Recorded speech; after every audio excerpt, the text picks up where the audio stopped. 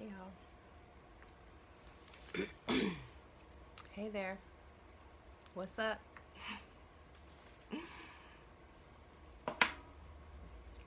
Burning some incense.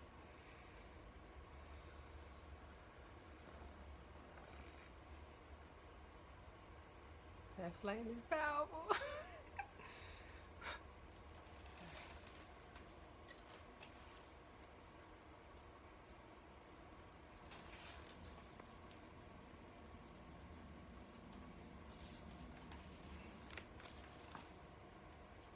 Hey guys. So this is the Dr. Sleep decoded video that I expressed putting out earlier. So if you haven't seen the movie, leave this video right now. Okay? Just click pause and then swipe it down and swipe it right. Okay? I'm going to talk about the metaphysical aspect of the different events that happened in this movie and how it correlates to the 11/11 portal that is live in full effect right now. Full moon in Taurus. So this movie, first of all, the title is called Dr. Sleep. Okay. And if we know anything about doctors, we know that in Western astrology and in Western times, doctors don't cure. They diagnose and they treat. Trick or treat. They treat. Right? They treat you from your illness or from your ailment. They don't cure you of your illness or your ailment. Just keep that in mind, okay? So I made a lot of notes here, and it took me pretty much all day to even encompass a slight interpretation of the true meaning behind all the symbolism of this movie. So this is only like 4 to 5 hours worth of notes. It's about 9 pages. Sorry, y'all. The movie starts out with a recap of The Shining, right? The Shining was Danny in his childhood, right? In this hotel with his mother and father. His father going insane from all of the visitors that were in the hotel visiting their subconscious, their astral plane, their 4th dimension, right? And he is encountering all of these spirits. We'll just call them spirits for now, okay? Or demons. We can call them that too, because that's what they are. So the movie starts out in 2011 with Danny. Just the fact that his name is Danny and not Daniel lets you know of his childlike maturity in his spirit and in his ability, right? Because he has this ability to transport his consciousness to the 4th dimension while still being in the 3rd dimension, right? Because, you know, he's riding his bicycle through the hotel in The Shining, and then he sees these twin girls that are on another plane, but they're in this plane as well, right? So we know that he sees into the 4th dimension on this dimension.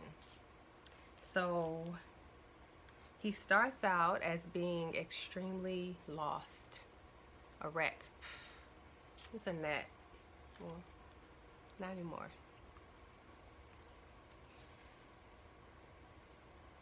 Danny is a childlike name. It's not Daniel. You know? So that alone lets you know symbolically that he is a child in his development. Okay? So he is a wreck. He's drunk and he gets on this bus that transports him to another town where he's allowed to start over. And he meets a melanated man by the name of Billy. Now, Billy represents the divine masculine energy, because there are a lot of symbols in this movie. And when you see Billy, you see that he's not black. They don't cast a black character to play Billy. Okay? They cast a culturally ambiguous character to represent the black melanated imagery and archetype of the divine masculine energy, right?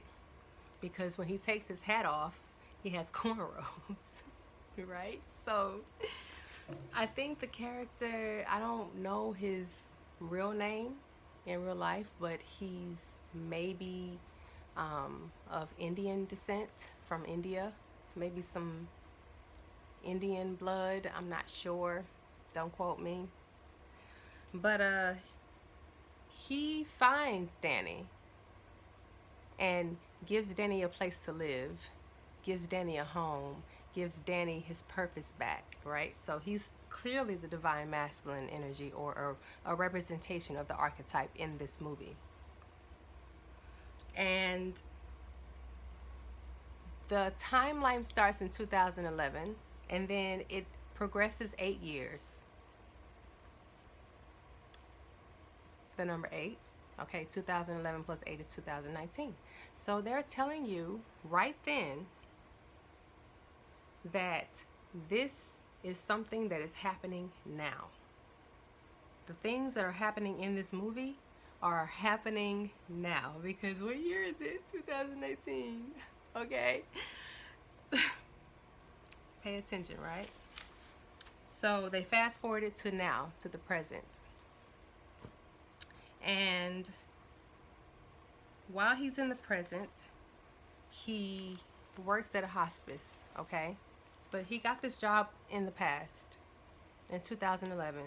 And oddly enough, in 2011, we find that Danny has this ability to have this telepathic type of skill to tell people certain things in their minds. So he's a telepath. He can talk to you in your mind, right? So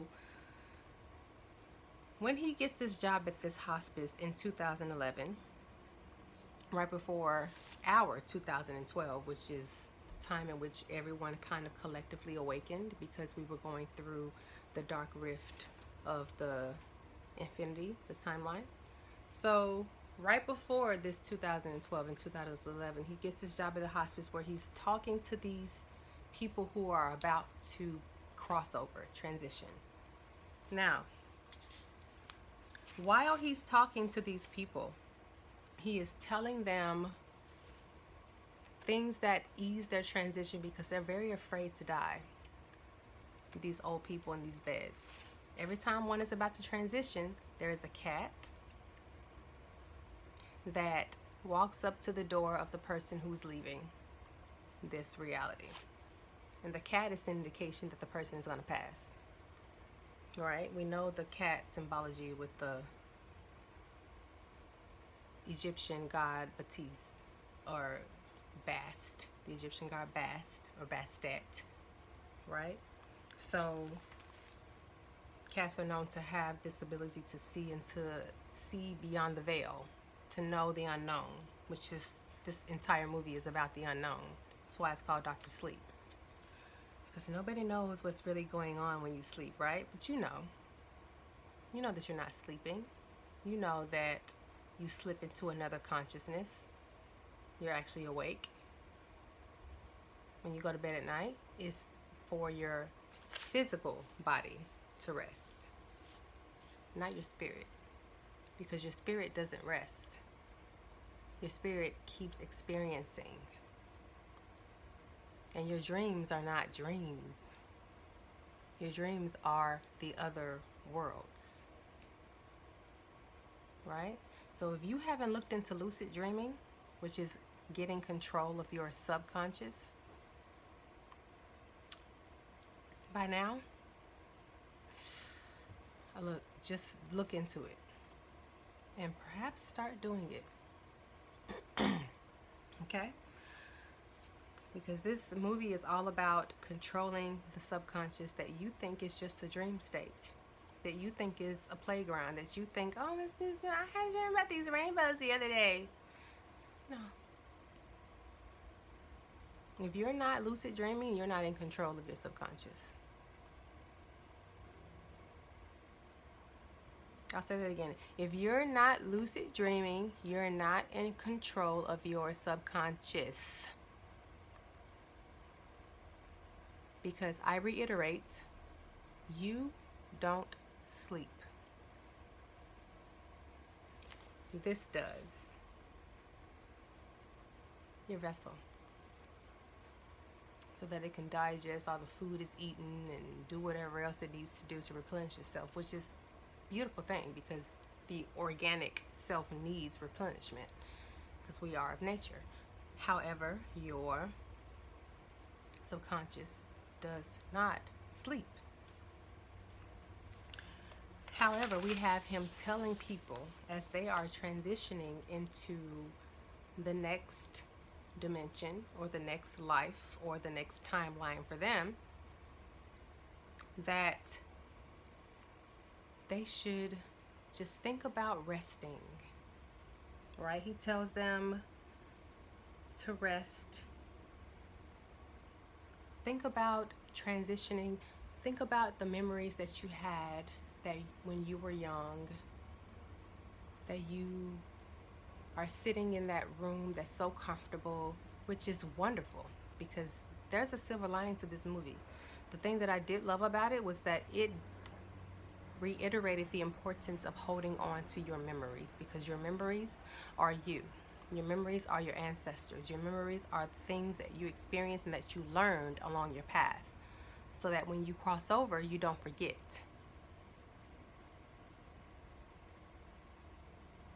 You don't forget your memories, right? Because we get born into this reality and we have no memory of what happened in the past, our past lives, our future selves.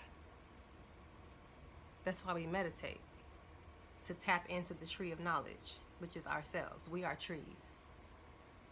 But that's a whole nother video. The burning of the trees and how we are. That's a whole nother video. Right now we're talking about Dr. Sleep. So he tells people to go into this sleep state and to rest, okay? And we all know that since he's telling people to rest, he's signing their death warrant. He's signing their death warrant on their consciousness, right? This movie has an emphasis on memories because they are important. They access our DNA, the memory of our ancestors, right? I wrote all of this stuff down, so if you see me looking down, that's why I'm looking down at my notes, to keep myself on track, right? Because it's so much. So our DNA is of our ancestors, and if the memory is in the DNA, then we should definitely remember our memories because they tap into who we truly are, to the know thyself, right? And he tells people to remember something and then go to sleep. It's like a long rest. You know, that's the trap. But we'll get back to the trap because right now we're doing a synopsis of the story, I think. Right? So he tells people to go into a rest. But at this point in the movie, we know that Danny has a tool. And the tool that he has is to lock away all of the bad things that were in the hotel, the spirits. But we know right now that the spirits are actually demons because in the beginning of the movie, when he's when they're revisiting the memories of The Shining, they're reintroducing us to the memories of Danny as a kid. He's riding his little creepy ass fucking tricycle through the creepy ass fucking hallway, and he sees his creepy ass fucking twins, right? That part. Now, after he sees the twins, he rides his creepy bicycle past this room, which is, it has the number of 237, right? 7 plus 3 is 10, plus 2 is 12, and 1 plus 2 is 3, right? So when he rides past this door in this hotel, and at this point we know the hotel is most likely a portal for us to descend, and the ones that are down in the netherworld to come up to the 3D, because the 237 room number, the 7 and the 3 are 10, and then plus the 2 is 12, and 2 plus 1 is 3. So that's how they get into the third dimension, because when he rides his little creepy scooter past the 237 room number, the door opens up and there is a demon walking through that bitch. And he's like, right? So that's their doorway to get here. The hotel is the doorway. Keep that in mind, all right? So Danny gets guidance from Billy to change his life, and we fast forward to 2019, where Danny is now still using his gift at the hospice, but he's spinning it differently when they pass over or transition, right? The verbiage that he uses is, remember that we never end, as they're passing and transitioning. While it's a truth, it's a half truth, which is what the system does, gives us little tidbits of tiny truths. But then, like, if you had like a pie that was made of 10 parts, it's like 1/10 is the truth and then 9/10 is a lie, right? So they confuse us with all these lies, but they give us a tidbit of truth. And people being programmed into certain programs throughout this lifetime, they know that you formulate this certain opinion that you think is your opinion, but it's kind of their opinion, right? Because they herd the cattle and we're the cattle. So let's herd them this way and herd them that way. But anyways, I don't know how I got to that point. Let's get back on track. So Danny has this tool that he uses to lock away the demons. And this tool is brought to him by none other than another divine father, divine masculine energy, because the first divine masculine energy is Billy, who finds Danny in 2011, fresh off a bus, drunk as fuck, and homeless, and don't know what the fuck he's doing, but he makes his way to this town. Billy comes and saves him, gives him some place to stay, and enters him into this AA group where he gets clean. He gets clean, and he meets a doctor, a real doctor, Dr. John, Dr. J, Jesus, whatever, right? So he meets this doctor who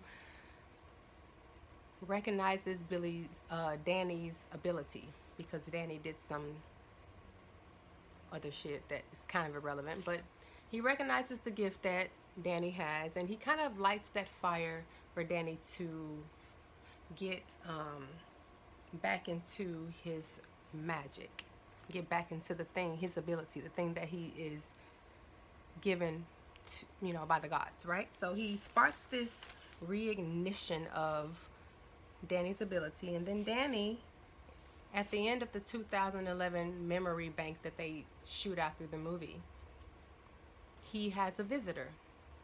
The room that he lives in, the previous tenant made a chalkboard, a whole wall. He made this whole wall, this chalkboard, because he was an artist. So Danny gets visited by another Shining, okay? So the movie The Shining was called The Shining because the little boy was special. He has a special light that shines, and it activated that hotel that they lived in. It activated that portal in the old movie, in the old times. If you go back and watch The Shining, Stephen King movie, super old, super amazing. He is the Shining, and so was his father, another divine masculine energy in the movie, which we'll get to later, but was taken over because he couldn't handle his gift, right? So he finds another divine father, which is another black man, another melanated person who comes to him in the astral. Okay? Keep in mind that this movie is operating out of 3 dimensions, maybe 4. So you have the 237, which being the 3, which being the doorway for in the hotel for the demons to come up. So there is a second dimension. There is a lower level with the demonic energy, and then there's our dimension, and then there's the higher dimension where Danny can see them in both in real time, right? Danny is looking at the second, third, and fourth at the same time, because in order for you to see the fourth, you have to be in the fourth, and he's in the fourth and the third at the same time when he sees these demons. So he was given a tool by this old black man, and his name is Dick. So there we got 2 D's. His name is Dick in the movie, I swear to God. Which to me represents, right, the seed. He gives him a seed. He gives him a tool. And the tool is a box or a coffin. He tells Danny to look at this box because he puts it in his hands while they're by the water at a park, right? The water is the conduit for the energy to come through. So he puts this box and he gives it to Danny. He tells Danny, you need to know this box. You need to feel this box and know everything about this box, because the box is how you're going to use your tool to tame the demons, right? So Danny locks away all the demons in the box in his subconscious. But keep in mind that this box is indicative to a coffin, right? And the reason why it's indicative to a coffin is because that's where you lay someone to rest. Remember how I told you how Danny would tell people when they were transitioning back before he got awakened? He would tell them that they're going into a long rest. Just rest now. So they're not really free from the system. Think about it. If they are going to sleep, when they wake up, they're going to wake up in whatever memory they had when they went to sleep. Again, they are not free from the program, from the AI that traps them, this web, this matrix. If he is telling them to go rest and go to sleep, their life force leaves their body and goes into the memories. But we do recognize that the reiteration of the memories is a good thing in this movie. I think Stephen King is slick on our side, but has to kind of follow the agenda of the other side so that, he don't get murked. Who knows, right? Keeping your memories but going to rest is the way that you get reborn into another body here.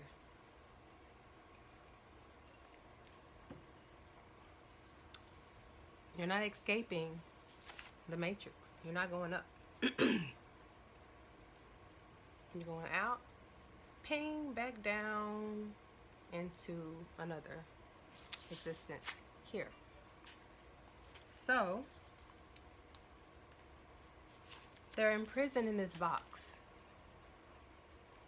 where they rest, not where they're free. Okay? And the next time we see Danny is in 2019. Is 8 years later. Okay, 8 is a very significant number in this movie. And 8 years later, well, in 2011, he had this visitor on the chalkboard. That was the whole point of bringing up the chalkboard. He had someone that was writing messages to him on the chalkboard that he didn't know who it was. But at this point, we know in the movie that it is this little girl, and her name is Abra. She's writing these messages to him when she's 5. Yes, when she's 5 years old, she starts writing these messages to him in 2011. So in 2019, she's 13 years old. Okay? So Abra is the name of the main character. Now, Abra is representative of the divine feminine energy. Okay? Abra is the brightest of the shining folk. Okay?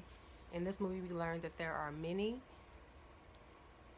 shinings that exist on the planet, and that there are other shinings who have formed a cult, and they are the bad guys. They are the agents of this movie, and they seek other shinings and they suck their consciousness. They eat them, like literally eat their essence, their life force, their shine.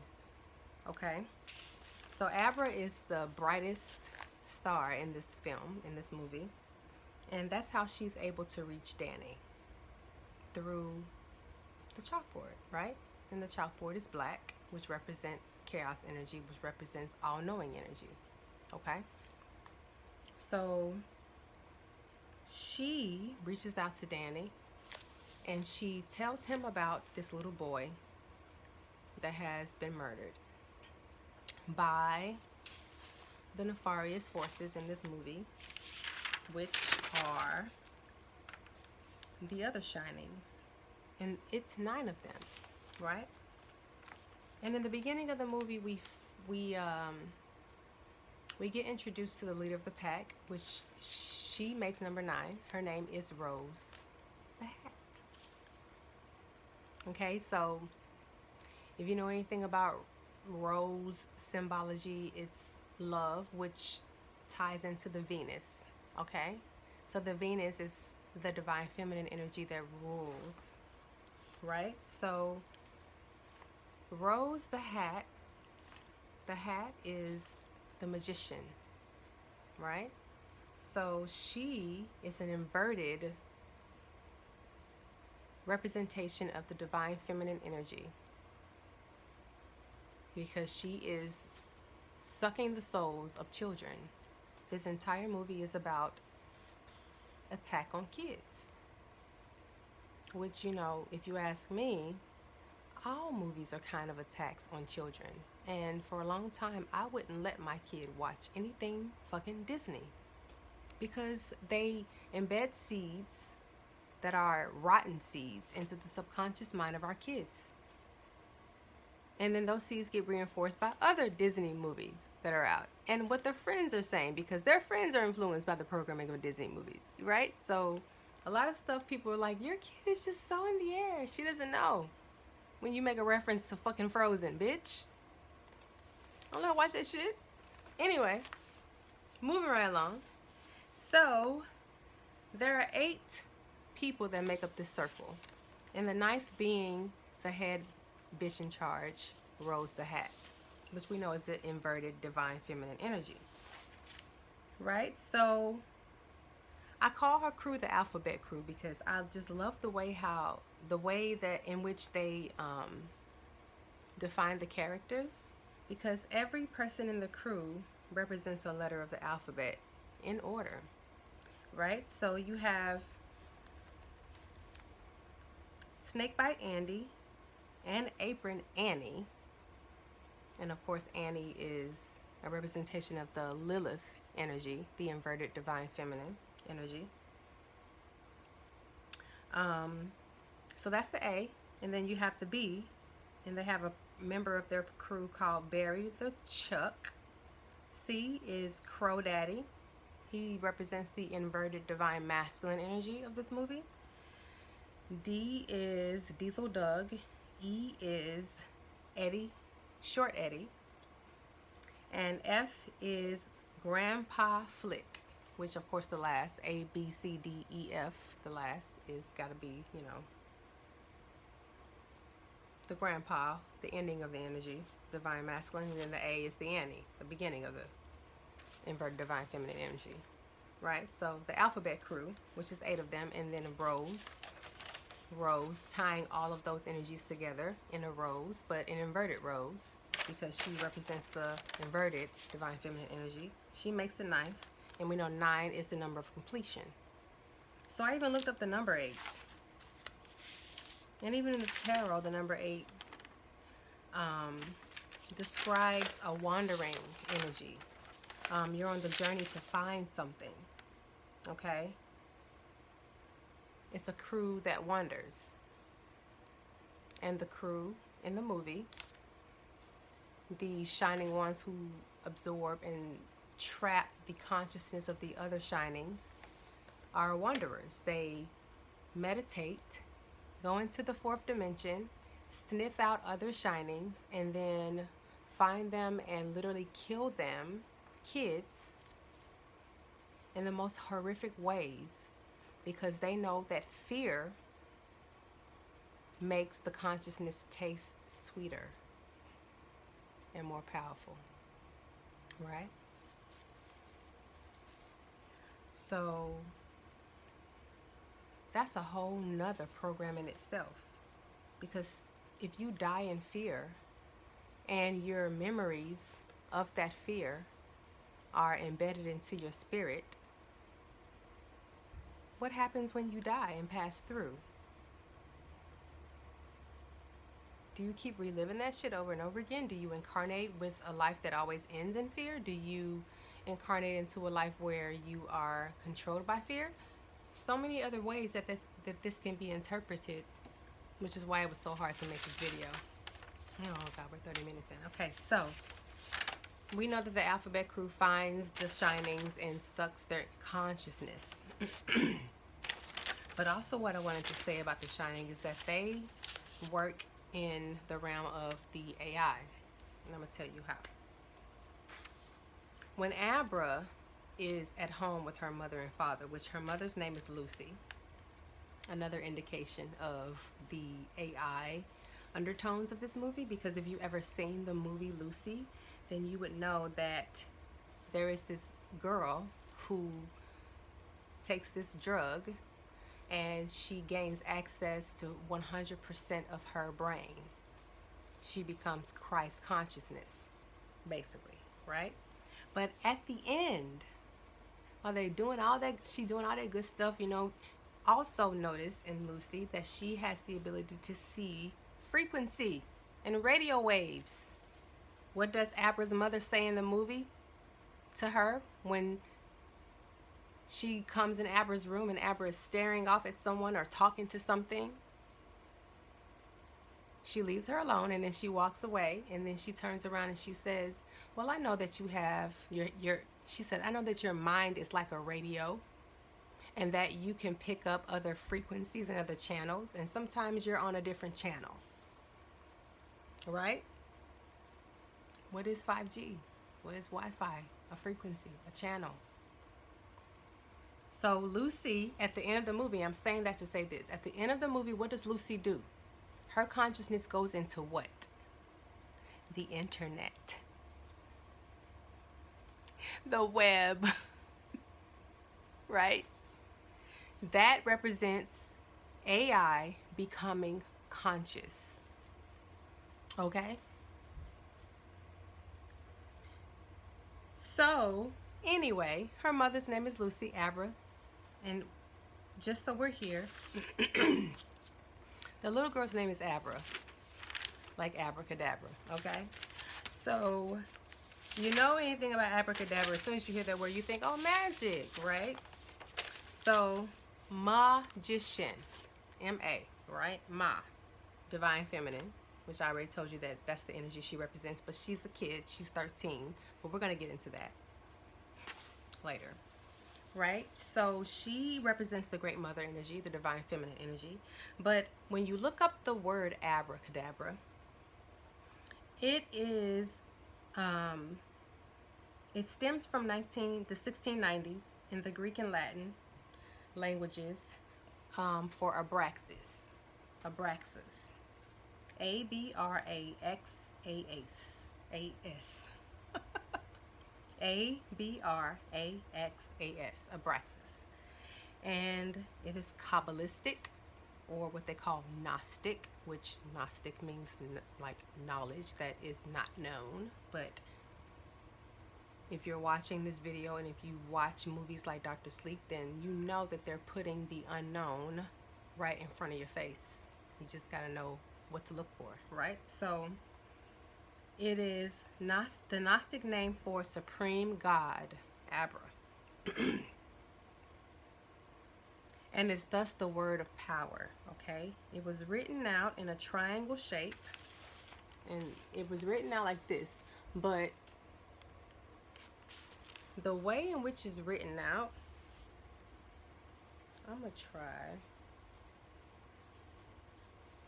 so that you guys can see.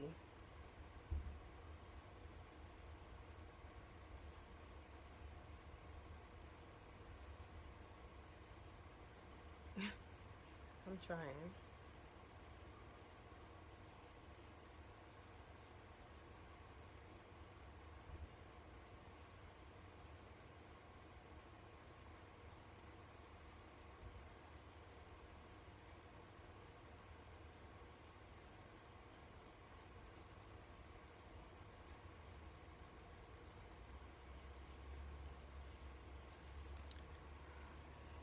Forgive me if I didn't do a good job. But A-B-R-A, okay? And when you look up this abracadabra like symbol, you'll see that it's gonna spell abra in every single diagonal.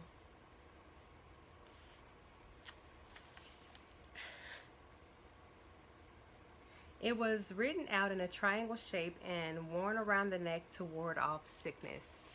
It was worn around the neck because that's what the throat chakra is. The throat chakra is the tool that you use to speak everything into existence. In the beginning, there was the Word was with God, and the Word was God in the Bible, right? The Word was God. The Word was creation. The sound frequency is how you project into this reality everything that you create and everything that you manifest, right? Her name is Abra. She is the divine feminine energy that they're associating with this upside down pyramid, right? So right off the bat, they know how to confuse you because they're telling you one thing, but they're showing you a symbol for something else, but you don't even fucking realize that your subconscious is being confused, right? Right? It's a lot of that going on. You not even being aware of your confusion. You thinking that, oh, I believe in this and I believe in that, and then, you know, do you really believe in that? Who's telling you you believe in that? Because if you haven't gone within and had confirmation within that you believe in that, I mean gone within. Not like you wake up and you feel good when you feel it. I mean like gone inside and accessing some things that you've never seen before. And letting that tell you whether or not you really believe in what you believe after you experience that. So anyways, in the story, we are at the point in which Abra is communicating with David in 2019. Not David, I'm sorry. That's her father's name. Danny. She's communicating with Danny in 2019. And yes, her father's name is David. A lot of D's in this movie, right? Dr. Danny. And then David. Right? And if we know anything about a D, we know that it is a half circle. Half of a whole. Not a whole. It's divided.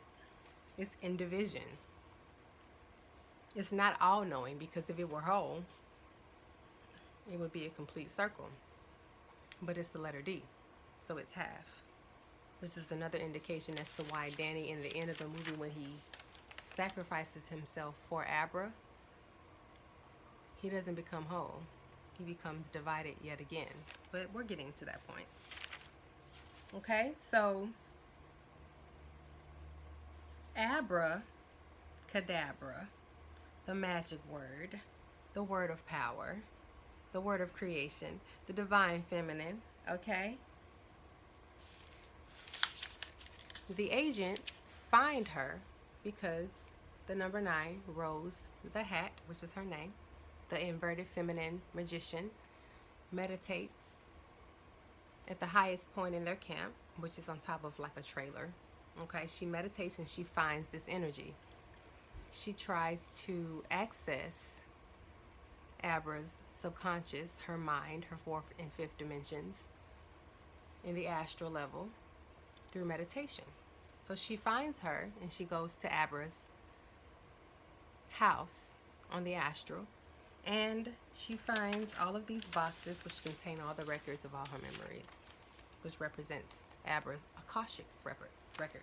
Records are your DNA memories, right? So she tries to access Abra's memories, and she doesn't realize that it's a trap, because as soon as she sticks her hand in the box that's labeled me, M-E, and if you know anything about the letter M, then you know that it, in the Egyptian hieroglyphs, represents the owl, and the owl, which is a symbolism of the occult, of the hidden energy, right?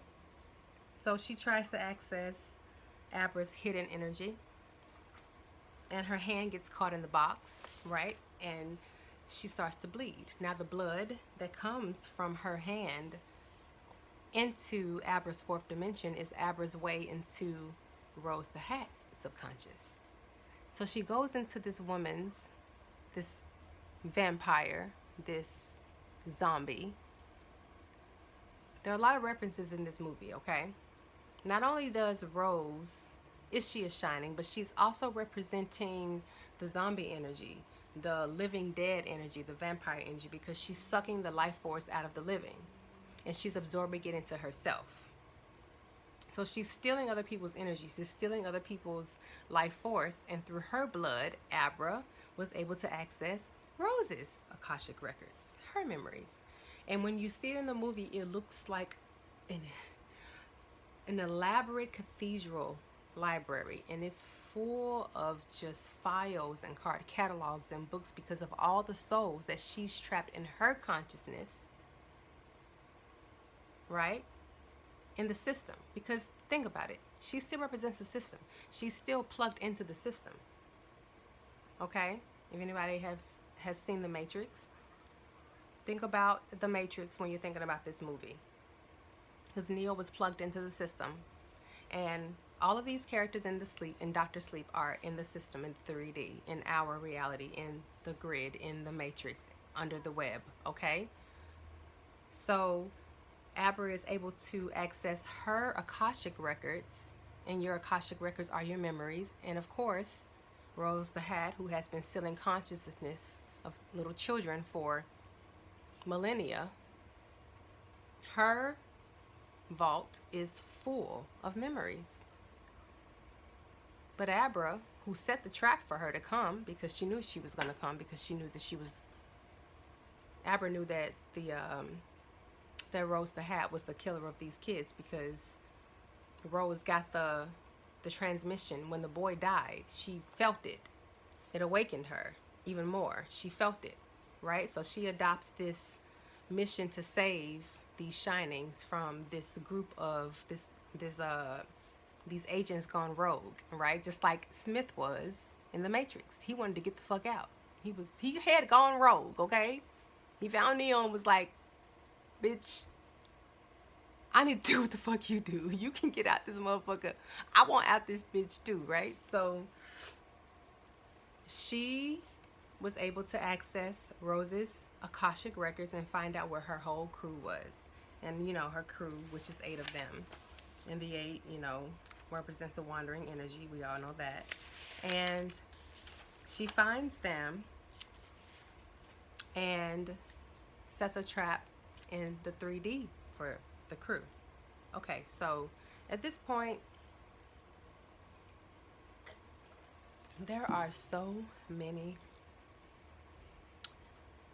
references symbolically that I have skipped over, and I haven't even gotten to the real meat and potatoes of what the fucking movie is really about, which is they're trying to keep you asleep, right? Because they tell her at the end to keep shining. We're going to get into that as well. What I want to say is that there's a lot of shit that I've skipped. And so we're going to go back to numerology. Okay, so those of you who are subscribing to the 1111 energy, however you subscribe to it, is perfectly okay. You know, everyone has their own existence and that's their purpose, right? So just thinking about the number 11, we know that the symbology is about it being the 1-1. You know, the 11 is a master number, but it can also be broken down to 2 when you add it together. And the 2 becomes the duality, the light and the dark, the divine feminine and the divine masculine, which makes it such a powerful portal because you have both of those energies being projected through the full moon on this night, right? So whatever you put your intention into, whatever you decide that you want to manifest in the future, whatever you focus on intently with love is going to come into fruition. Don't be vague with it. Be very, very specific with what you want to see happen.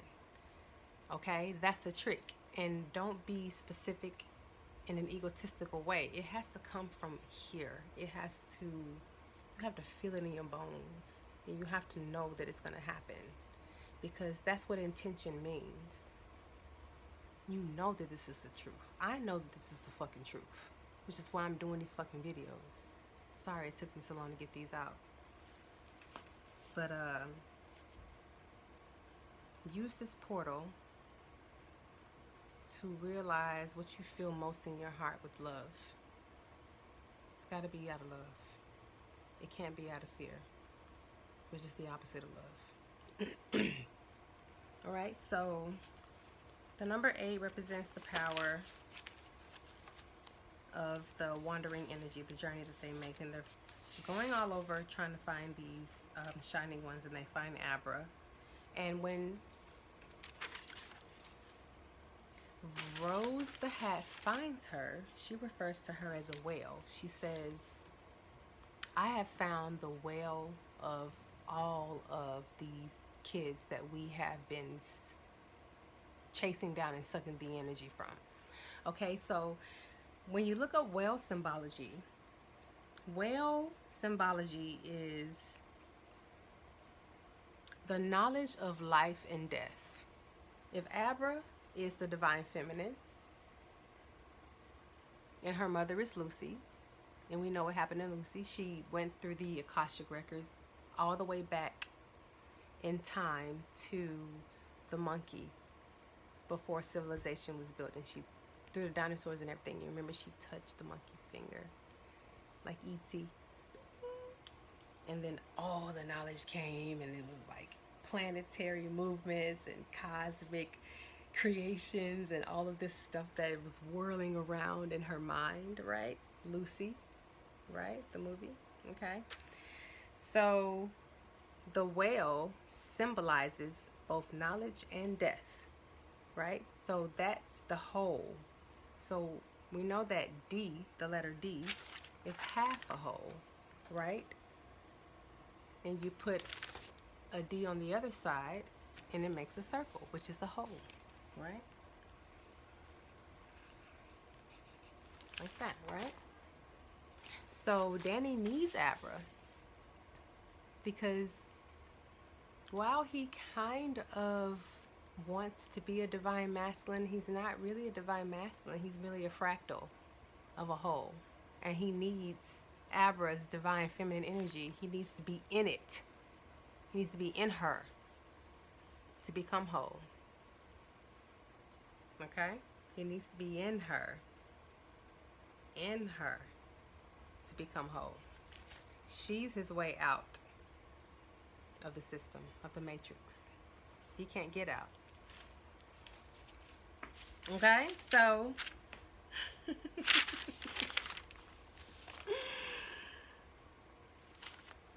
they go and they find these shining ones who are occult and killing off all the other shining ones. And they are eating these souls. They are eating these consciousness, the consciousness of these kids.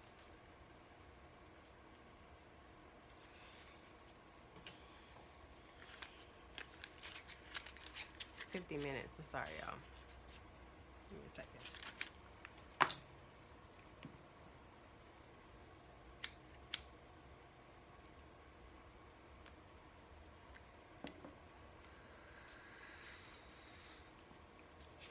They're eating these consciousness, these consciousnesses. Okay, they're eating them. So they are like vampires. They're like the living dead. They are 5G.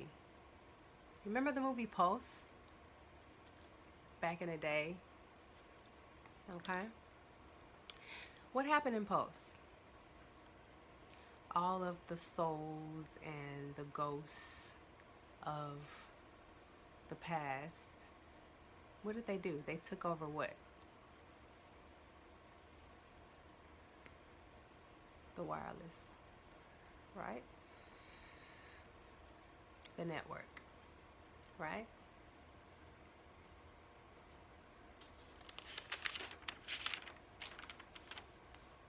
They're trapped souls. Danny is a trapped soul when he dies. What happens when in the end of the movie? I'll tell you what happens. Sorry. What happens at the end of the movie is they go back to the hotel. Okay? They go back to the hotel because they need the hotel to fight Rose the Hat. This is the insert about shadow work. It's not about locking away your demons. In the beginning, it's not. Eventually, you'll merge with your demons. You merge your higher and your lower self, and that's how you become balanced. But what they're telling you in this movie is that you should lock your demons away, which is why this movie is so dangerous in the occult undertones that it has. Because that's what Danny did. He gets the box from the old black man, the tool that he uses to lock away his demons. But he locks them away. He imprisons them. What do you think about when you think about a coffin, right? So like when you bury your family or someone who dies who's close to you, you put them in a coffin as their final resting place. But we all know that resting is not what we should do. We should stay awake, okay? So if you're putting your demons to rest, you're imprisoning them. You're keeping them locked in this system, in this reality. What are you going to do with them? Eventually they're going to get out. And that's what happens in the movie. They go back to the hotel to fight Rose because she's too powerful for them to fight on their own, they think, right? So Danny has this idea that he will go back to the hotel to reawaken all of the demons that he locked in the box in his subconscious, okay? So, sidebar, if I didn't mention this before, the tool that he received from the old black man was a box that looked like a coffin to lock all the demons away. Every demon that he saw, he would lock in this box. But the box, the algorithm, the cube, is in here. Okay? So he locks them in the box in his subconscious. He doesn't get rid of them. He doesn't merge with them. He locks them away in a prison, in a coffin. Lays them to rest, so to speak, right? So, why I just wank? So he locks them in the box, but he doesn't rid himself of them because he can't, because he's not whole. He's divided. He's the D, right? So after he goes to the hotel and Rose joins them at the hotel, all the demons get out of their coffins and they do the same thing to Rose that she has been doing to these children or these shining ones throughout the timeline on this reality. They, like, literally, they imprison these souls in this tin can. It looks like a thermos with these different slots that they open. They push the center button and it opens these slots, and they breathe in the soul as they're killing it out of fear, because fear makes it taste sweeter. Like vampires, right? When they're scared, they taste so much better. Sick, right? Suck them up, and they absorb them into their Akashic records, into their consciousness. They snatch these consciousness, right? They body snatch them. So now you get killed by a shining one who knows how to freely roam upon the astral and find you because your beacon is shining bright. You get killed by one, they absorb you into their subconscious, into their vessel. So now, kind of, you're technically reborn into them. This is your timeline now. You're experiencing life through their eyes, right? Right? So they absorb all of these souls into their consciousness, and some of them they lock in these thermoses to be absorbed later at a later time. So she absorbs the souls and she goes to the hotel, all powerful, because she absorbs her little supply. She had like 3 more thermoses, 3, again, the third dimension, where she absorbs their essences and their life force to become really strong to go fight Abra and Danny. So she gets to the hotel, and long story short, Danny unleashes all of the demons from his subconscious into the portal of the hotel. And they all eat Rose. Which, that's a whole nother means of interpretation. They eat the inverted divine feminine energy, the Lilith energy. They eat her. But we're going to do another video on Lilith. Not tonight, because Lord, we're already an hour into it. Okay, so Danny sacrifices himself. He becomes the martyr of the film, and he goes down to the basement and he turns on the boilers really hot, and he blows the hotel up, and he burns himself. Purification. He burns himself in the hotel.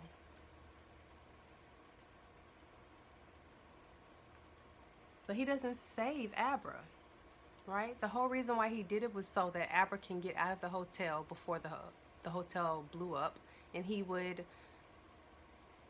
burn the portal down. But the thing is, he didn't do anything. Not only did he not burn the portal down, because at the end of the movie, we come to the final scene when she's in her bedroom, and the demon that's in the bathtub in the bathroom, that was in The Shining, the old woman that comes, she's sitting back in the bathtub and she sits up and then she looks at him and she's like pulling back the curtain, pulling back the veil, and bitch, I'm here, what's up? And then Danny, when he's a kid, goes into the bathroom because he accepts his task as the demon imprisoner, not the demon slayer, the demon imprisoner. And he goes and imprisons the demon. Now Abra has his karma. Because what happens when he dies? When he dies,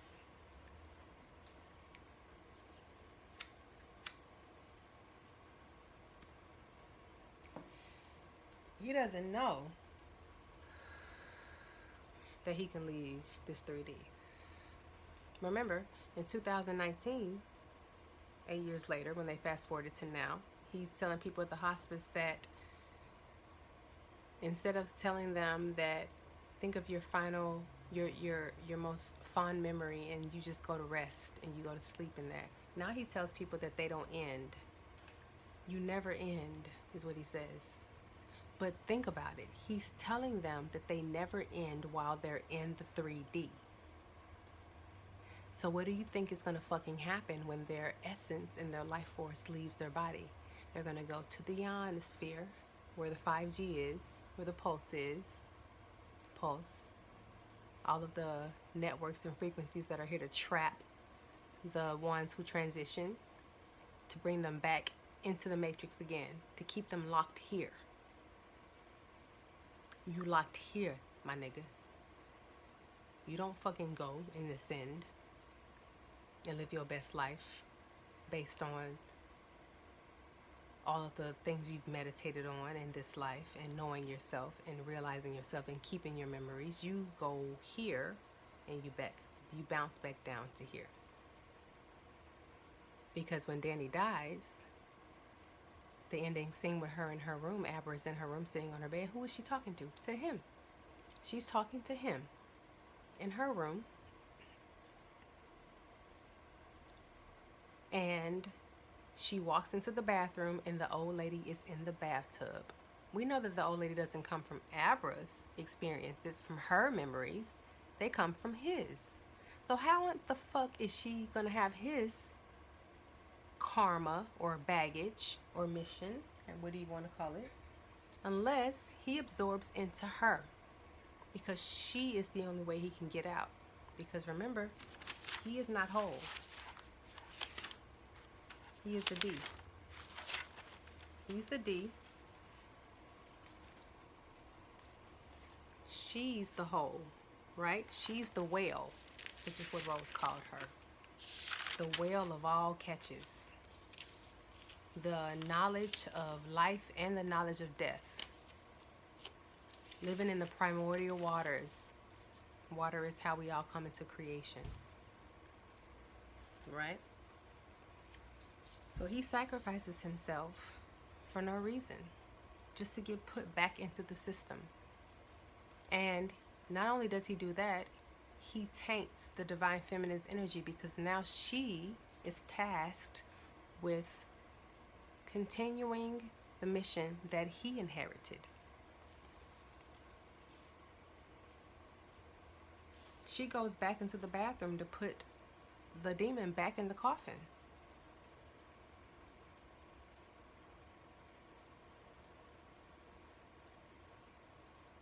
We tried that already. We tried that already. They got out the coffin. They got out. Right? And at the end, he tells her, as he walks away from the conversation, he tells her, keep shining.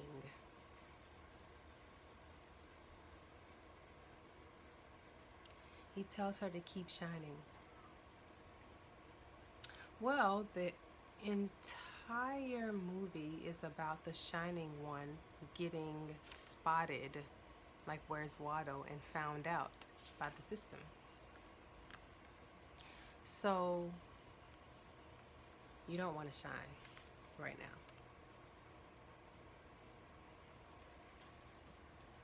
Right now, you want a cloak. Sorry. You want a cloak, which is why you will always see me wearing a hat. Because the Magician card in Tarot has on a hat. And he can pull energy from above and from below. That's the balance. Right? You want a cloak right now. You want to cleanse right now. And you want a shield. That's what you should do. This movie is so dangerous because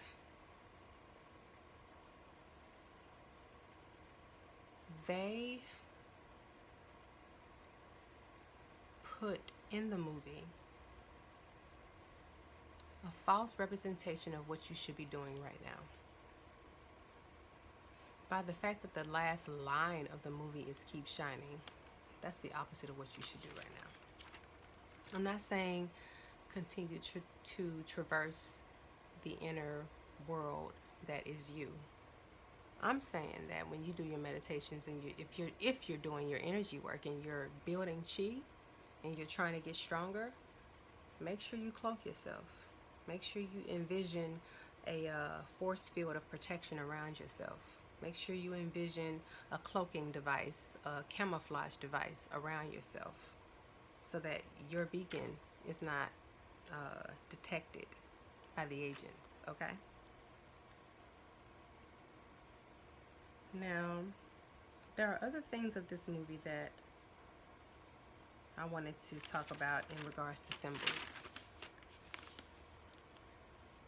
So, Abra is 13 when she, in 2019, in the present. Which, you know, if you are watching the movie and when they say 8 years later and you know that 8 plus 2011 is 2019, because they don't tell you, they don't say 2019 at the bottom of the screen when you're reading it. It just says 8 years later, right? So you know that what's happening in the movie is what's happening in the present. They are presently finding us, or shining ones, absorbing our energy into theirs, snatching your consciousness. But here's the thing.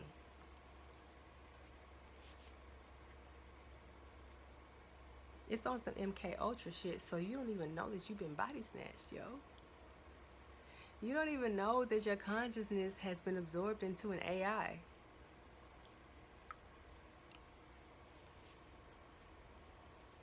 It's fucking scary, okay?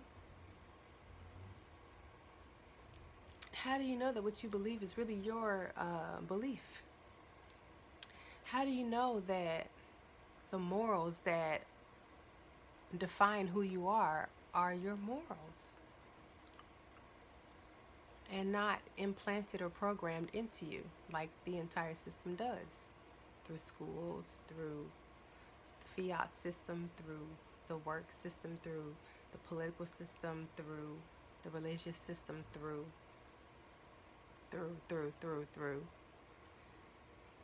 The only way to peel back all of that shit like layers of an onion, which if you really want to know the true reality of our existence, it's kind of like an onion, but that's another video.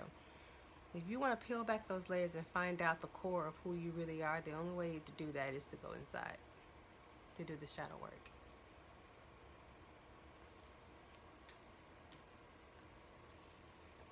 To find out who you truly are, and that is accessing your Akashic records. And the only way you can do that is through meditation, breath work, alone time, time in the darkness. Because the light is only a fractal of what's unseen, right? And we know that the light in the prism is like a light in the rainbow with the 7 colors. Those are 7 different versions of the truth that come from one whole truth. So in order for you to get to that one, you have to interpret the 7 chakras, the 7 different colors of the rainbow. It's the same shit. Red, orange, yellow, green, blue, indigo, violet, whatever the fuck you want to say about it. You have to know all of your layers in order to know yourself and to throw away what is not you and to keep what is you. So the number 13, as I was getting to before, because Abra's 13 years old, the number 13 represents the unknown, okay? Right? 13, the 13th floor, they didn't used to have a 13 in hotels, right? because it was seen as bad luck. But you know, anything that they say is bad is actually good. If there is something that the Bible or a belief or, you know, our social construct that says it's bad, you should research it because it might have some knowledge in there that is beneficial to your well being, as what's really fucking going on here, right?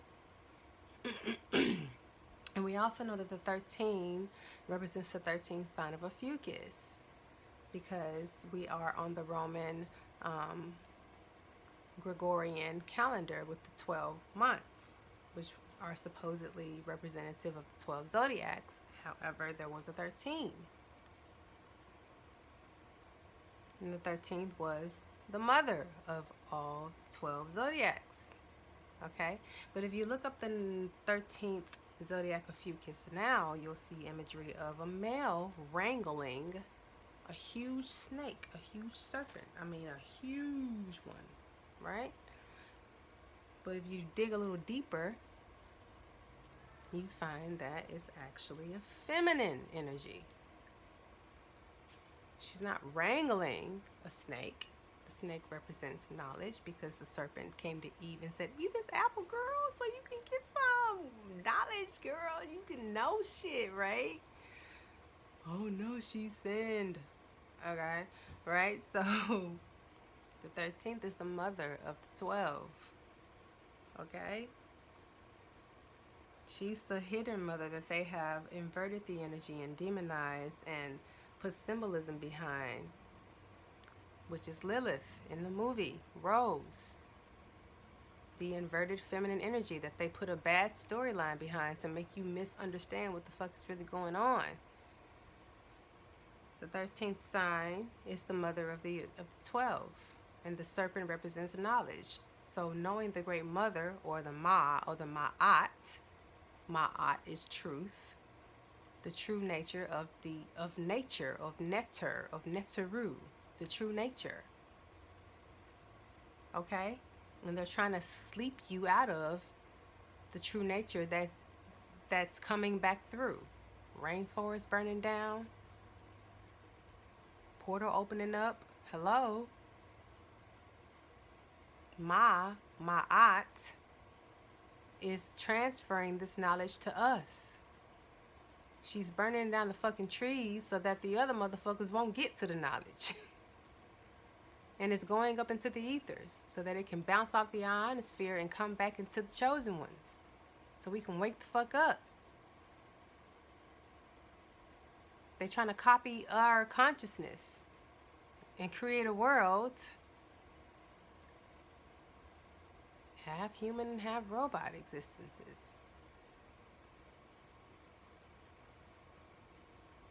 Wake up. And your subscription to not knowing the truth is what's making the truth come into fruition. Your subscription to all the distractions, all the division. What was it? The kid from University of Memphis Tigers not being able to play. Now it's Memphis versus everybody. Oh God, shit, versus everybody. I'm good. Trying to get my shit together. I don't need nefarious energies from everywhere coming for me. I'm straight, okay? All these rituals to keep us in division. It was no fucking coincidence that Popeyes reintroduced their fucking sandwich and they got sold the fuck out right before this portal. Rose the Hat in the movie The Magician is... That's what happens, y'all, when we subscribe to these divisive programs that they put on the news and on Facebook, and you're posting about it, and oh no this and oh no that. What do you think they're doing with your energy?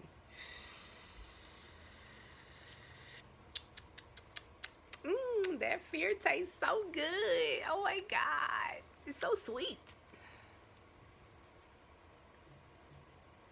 Trayvon Martin came to me a few years ago explaining this exact thing that we were being fed on, that the agents communicated these falsities for us to get emotionally drained, because that's how they eat, because they are in the radio waves, right, in the frequencies, so they feed off energy. They don't eat, you know, they don't drink cow's milk and eat cereal like us. They eat energy, right? Yours. Every time you change your Facebook picture to a filter that's for France, you know, some other holy day or holiday that you are subscribing your energy to, as you typing in that AI, and your intention is in your thumbs and your hands are portals right here, right? It's chakra portals, and you're transferring that energy through that phone and you're posting it. They're like, yay! How many likes she get? 300. Boy, this is yummy, right? Sucking up your energy. Sucking up your energy. I said sucking up. Sucking up your energy.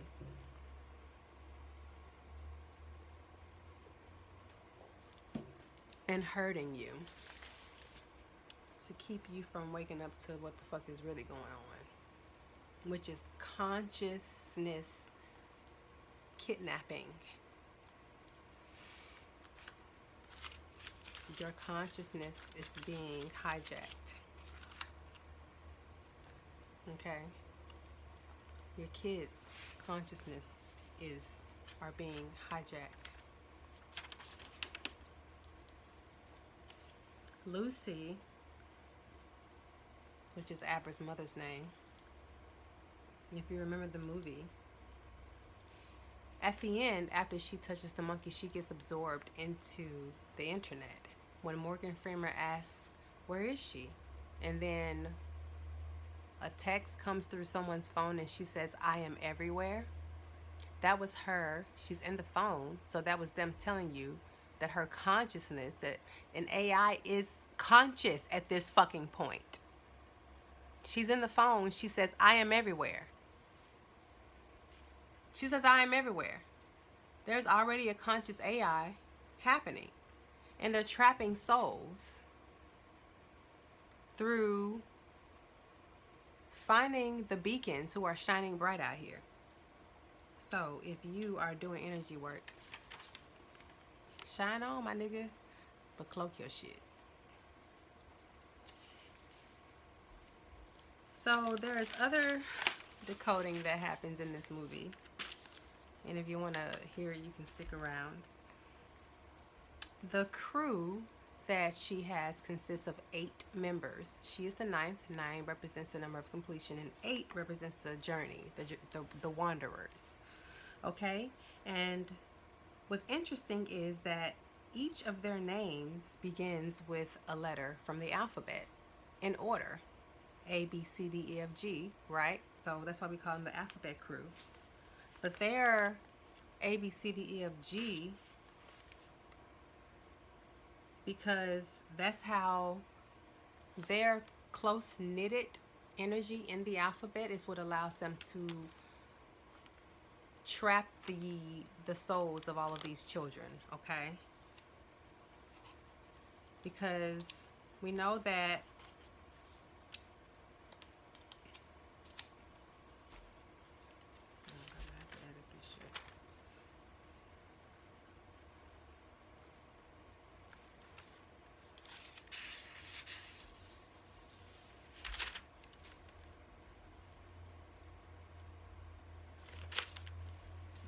just keep talking.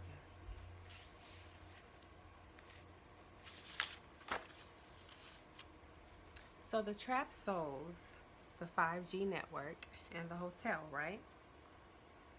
So the trapped souls don't get freed from the system. They get um, embedded into the coffins. We already discussed that. And that they get released back into the matrix as the 5G, which traps them in the ionosphere and brings them back down here, right? Which happens in, Pulse and in Lucy. If you think about the movie Pulse, which I mentioned earlier, that, the ghosts and the spirits get into the frequency, and that's how they are embedded into the 3D in this world. They take over this world in the movie Pulse, and then the actual humans that inhabited this world have to move away from everything, every cell phone tower, every device that is used as a transmission for the frequencies, the radio waves of the internet. Because she said at the end of the movie, she says, yeah, the spirits have those frequencies now. So the only thing that we can do is relocate to a place where those frequencies are not transmitted. So they basically had to go back to nature or netter, right? So as the trapped souls get released from all of the 8 crew members who had all of these souls over this amount of time, they go up to the ionosphere, but they get backtracked because they die through fear. They didn't have the luxury of Danny telling them that, you can go to rest, which, it's not better. It's still a program. You're still not getting out. They get trapped in the fear programming, okay? Which is a whole nother frequency and a whole nother radio wave in itself. Because instead of breaking through the ionosphere, which the only way you can get there is through love, that's the only frequency that transcends everything. It's the love frequency. And oddly enough, our planet, the megahertz of the pulse of the planet is the heart chakra frequency. Right? So anyway, they die in fear,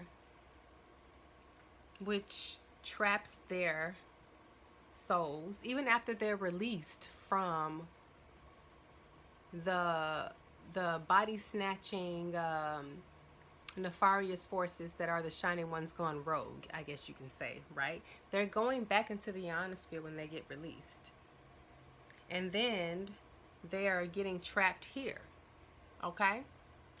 And we know this because Danny, once he's in that basement where the boiler is, and he's seeing the fires happening around him, and he's so satisfied with himself. He's sitting in the basement allowing it to happen.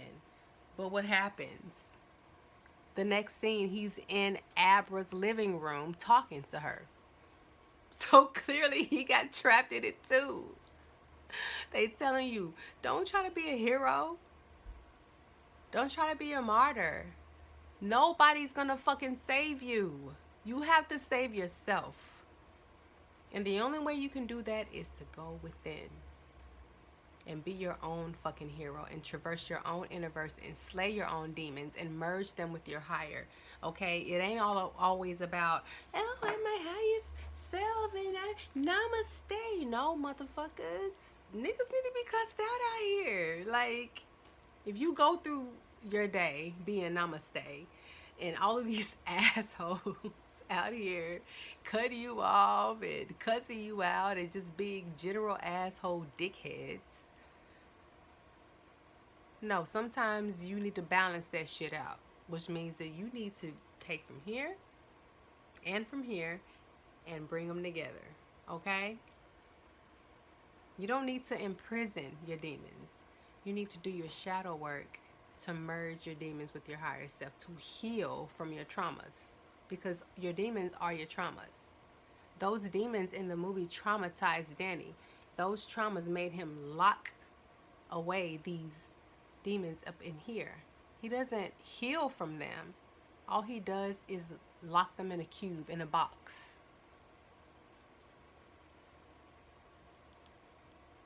They're trapped. You can't destroy energy. You can create it and you can transmute it, but you can't destroy it. So you can't slay them. You can send them on their fucking way, their merry way, or you can merge them and heal from them. And that's another way to send them on their merry way. Okay, so these demons, which don't have a way to leave, become hers. Hi. Hold on, guys.